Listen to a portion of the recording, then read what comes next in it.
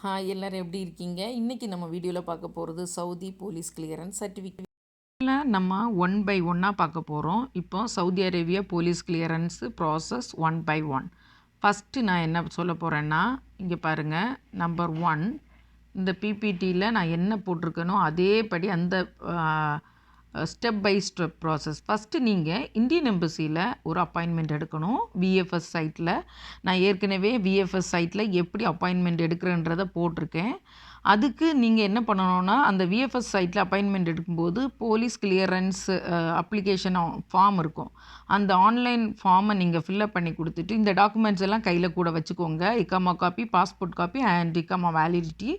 இதை நீங்கள் நம்ம இந்தியன் எம்பசியில் உங்களோட அப்பாயின்மெண்ட் என்னைக்கு கிடச்சிருக்கோ அன்னைக்கோட கொண்டு போய் நீங்கள் என்டோஸ்மெண்ட் லெட்டர் கேட்டிங்கன்னா அவங்க சவுதி பிசிசிக்கு ஒரு என்டோஸ்மெண்ட் லெட்டர் கொடுப்பாங்க. அதுக்கு அவங்க சார்ஜாக ஒரு 165 ரியால் சார்ஜ் பண்ணுவாங்க. அப்புறம் அந்த என்டோஸ்மெண்ட் லெட்டரை அவங்க பை கொரியர் வழியாக உங்களுக்கு வித்தின் எ வீக்கில் சென்ட் பண்ணுவாங்க. இது நீங்கள் ரிசீவ் பண்ண பிறகு என்ன பண்ணணும் அப்படின்னா, இங்கே பாருங்கள், ஸ்டெப் 2 என்ன பண்ணணுன்னா, இந்த என்டோஸ்மெண்ட் லெட்டரை என்ன பண்ணணும், நீங்கள் அது இங்கிலீஷில் இருக்கும் இல்லையா, அதை நீங்கள் அரபிக்கில் ட்ரான்ஸ்லேட் பண்ணணும். ட்ரான்ஸ்லேட் பண்ணுறது சர்டிஃபைட் ட்ரான்ஸ்லேட்டர்கிட்ட போய் ட்ரான்ஸ்லேட் பண்ணிவிட்டு அதை வந்து சேம்பர் அட்டஸ்டேஷன் பண்ணணும். இந்த சேம்பர் அட்டஸ்டேஷன் வந்து மினிஸ்ட்ரி ஆஃப் ஹெல்த்தில் ஒர்க் பண்ணுற ஸ்டாஃபுக்கு தேவையில்லை. நீங்கள் வந்து என்டோஸ்மெண்ட்டு அரபிக் ட்ரான்ஸ்லேட்டில் மட்டும் ட்ரான்ஸ்லேட் பண்ணால் போதும். அல்லாமல் நீங்கள் வேறு ஒர்க் ஃபீல்ட்லேருந்து ஆஃபீஸில் எல்லாம் சவுதியில் ஒர்க் பண்ணுவீங்கல்ல, உங்களுக்கு சேம்பர் அட்டஸ்டேஷன் இந்த லெட்டரில் வேணும். அதாவது நீங்கள் ட்ரான்ஸ்லேட் பண்ணியிருக்கிற லெட்டரில் கண்டிப்பாக வேணும். அதுக்கப்புறம் நீங்கள் தேர்ட் ஸ்டெப் என்ன பண்ணணுன்னா, ஒரு அப்பாயின்மெண்ட்டு மோஃபாவில் எடுக்கணும். இந்த மோஃபாவில் எப்படி அப்பாயின்மெண்ட் எடுக்கிறதுன்றதை நான் ஏற்கனவே ஒரு வீடியோ பண்ணியிருக்கிறேன். அந்த மோஃபாவில் சதாது பேமெண்ட்டில் 30 ரியால் கொடுத்து ஒரு அப்பாயின்மெண்ட் எடுத்த அப்புறம் நீங்கள் என்ன பண்ணணும், அக்கார்டிங் டு யுவர் அப்பாயின்மெண்ட் நீங்கள் மோஃபா ஆஃபீஸ் போகணும். மோஃபா ஆஃபீஸ் போயிட்டு நீங்கள் ட்ரான்ஸ்லேட் பண்ணி வச்சுருக்கீங்க இல்லையா, அந்த லெட்டர், அந்த அரபிக்கில் ட்ரான்ஸ்லேட் பண்ணல லெட்டரை அங்கே என்டோஸ்மெண்ட் வாங்கணும். அதாவது அட்டஸ்டேஷன் மோஃபாவில் வாங்கணும்.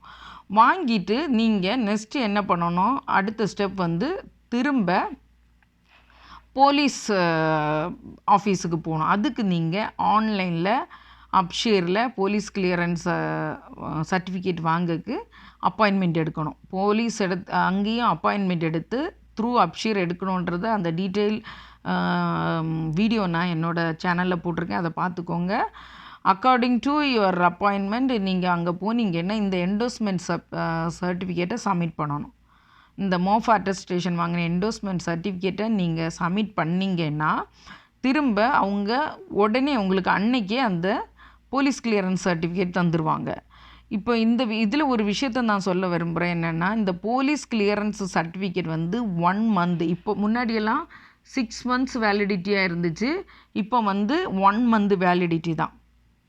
ஆஃப்டர் 1 மந்த்து அவங்க வந்து ரினியூ பண்ணிக்கலான்னு சொல்கிறாங்க.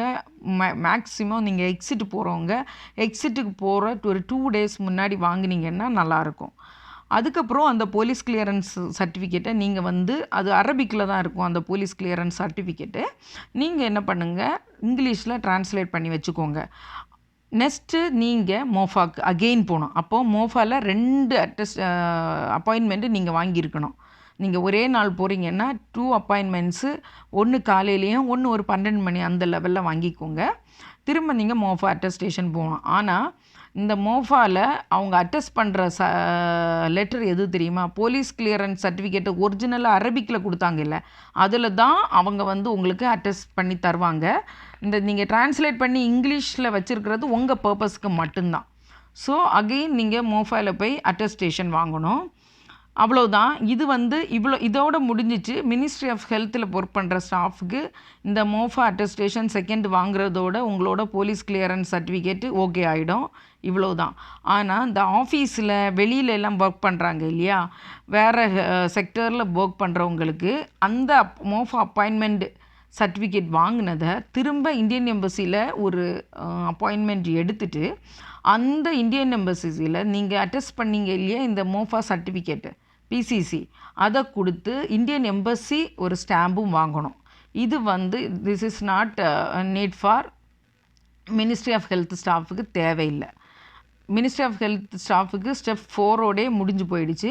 இது வந்து அதர் செக்டரில் வாங்குறவங்களுக்கு இந்த பிசிசி அவங்க கொடுத்த மோஃப் அட்டஸ்டட் பிசிசியை இங்கே கொண்டு போய் இந்தியன் எம்பசி அட்டஸ்டேஷன் வாங்கணும். இதுக்கு அவங்க 75 ரியால் ஃபீஸாக சார்ஜ் பண்ணுறாங்க. இதாங்க சவுதி போலீஸ் கிளியரன்ஸ் பிசிசி வாங்குகிற ப்ராசஸ். நான் ஸ்டெப் பை ஸ்டெப்பாக இந்த வீடியோவில் சொல்லியிருக்கிறேன். உங்களுக்கு ஏதாவது டவுட் இருந்ததுன்னா நான் ஏற்கனவே ஒவ்வொரு பேஜாக நான் ரோல் பண்ணேன்ல, அதை 1 by 1 நீங்கள் செஞ்சால் போதும். அதுதான் இதோட டோட்டல் ப்ராசஸ்.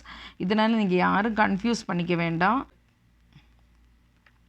இந்த வீடியோ உங்களுக்கு பிடிச்சிருந்துன்னா எம்ஜேஎஸ் அம்மா ட்ரிக்ஸ் அண்ட் டிப்ஸ் சேனலை லைக் பண்ணுங்கள், ஷேர் பண்ணுங்கள், சப்ஸ்கிரைப் பண்ணுங்கள், பக்கத்தில் இருக்கிற பெல் ஐக்கானை ப்ரெஸ் பண்ணுங்கள். நான் உங்களுக்கு கொடுக்குற ஜெனரலாக உள்ள டிப்ஸும் ஒரு ஜெனரலாக கொடுக்குற ஒரு எஜுகேஷனும் உங்களை ரீச் ஆகும்.